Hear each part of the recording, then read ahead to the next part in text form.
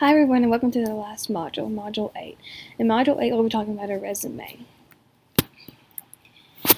For the review, we're talking about what the definition of a resume is, the purpose, the tips when writing one, and an example. A resume is an important document that outlines and describes your personal, educational, and professional qualifications and experiences. It is an important part of an application process when applying for jobs. The purpose of a resume is to provide a detailed overview of your skills, abilities, and accomplishments. This is a document that you will need to update regularly if you volunteer often or do different jobs. When you're writing a resume, you need to make sure it is professionally written and there are no grammar errors. Things you should know. When applying for jobs, look for keywords. Make sure you know what they are looking for and include those keywords where it is relevant. To get an idea of how to write your resume, study examples of resumes that are from your industry. Make sure to make it easy to read and very straightforward. Abbreviate and condense. Include numbers. Use appropriate font. Times New Roman is the best one to use.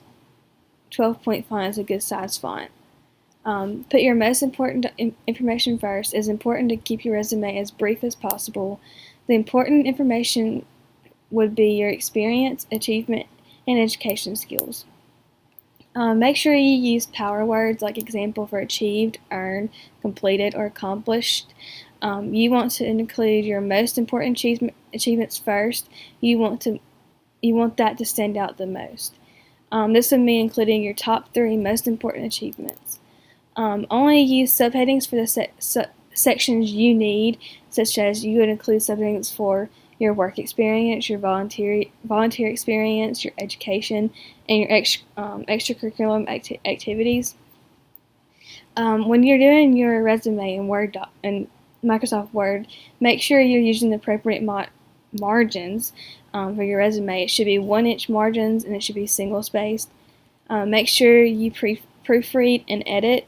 Ask someone to look over it for you, and make sure you have the most relevant information on your resume, because the resume is the first tool that they look at to getting it, for the interview process. Here's an example of a resume. You see how the name is up in the top left-hand corner, and you can't really see this part of it, but it's your address, your phone number, and your email. And then the subheadings are in bold print. So there's the work experience, volunteer, and then there's the education, and then the extracurricular activities. Make sure you have accurate information. So for your final exam, you're going to write a paper, and it needs to be 3 to 4 pages long. It needs to be double spaced, Times New Roman font, 1-inch margins. Write it out as an essay with introduction and conclusion paragraphs. The way you're going to be graded is worth 200 points total.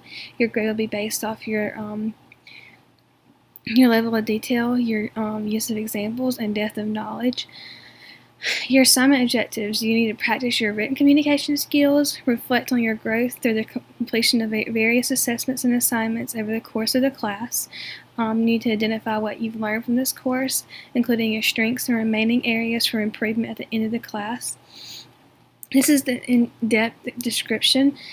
Think of this assignment as a reflective journaling exercise.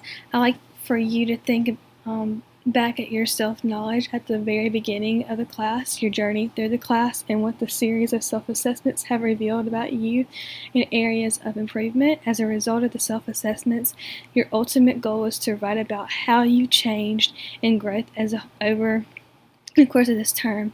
Use specific examples throughout. In the paper, discuss your personality type, your study skill habits, and learning style. Discuss your career goals as a result of the career exploration. Your plans to either go to work or transfer to a 4-year institution after you finish at Coastal Alabama Community College. For each area you choose, you should talk about the following 3 things. 1, your abilities at the beginning of the class. 2, your abilities now that the class is over. And 3, what you've learned about this area that you didn't realize or know before taking the class. What and how to submit. Your final reflection paper should be 3 to 4 pages long, double-spaced. Please write out an essay form with introduction and conclusion paragraphs. And to submit this assignment, upload your PDF as a PDF file by Canvas. This concludes this module. Remember for this module, your resume module, to complete your discussion post, complete your module quiz, and complete your resume assignment. Remember that for discussion, to make your initial post, and you need to respond back to 2 classmates. Your module quiz is 5 questions, 10 minutes long. And then to complete your resume assignment, and then your final exam will be opened after this module, and it's due December 7th at midnight. I have enjoyed having y'all in my class. I hope you've learned a lot throughout this time, and I hope you have a great rest of the year.